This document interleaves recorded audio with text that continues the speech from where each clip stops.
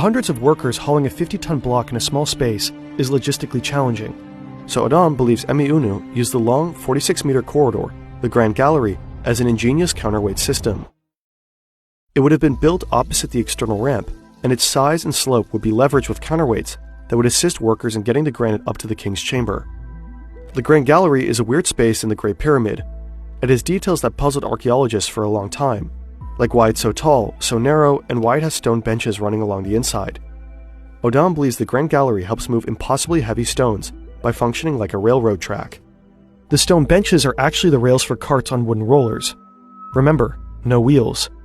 Essentially, a huge granite block at the bottom of the external ramp would be attached with a rope to a trolley car loaded up with heavy blocks at the top of the Grand Gallery.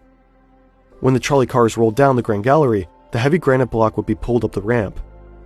There's even evidence of scuffing from the repeated impact of something heavy in the Grand Gallery, so it's a plausible explanation of what this unique corridor was used for.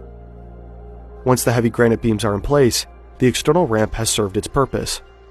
Now, the pyramid is too tall for it to be practical, so the builders switch things up.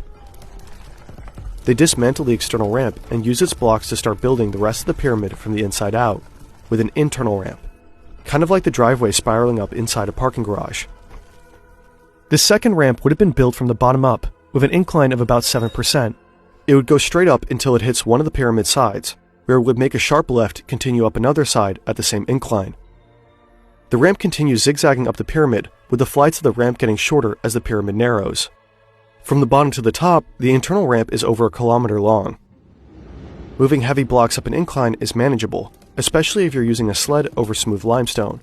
But each time the ramp turns a corner, the workers have the enormously difficult task of pivoting the heavy stones. Odam calculates the ramp had to be less than 3 meters wide, and the workers would have needed somewhere to stand to turn the block. So he proposes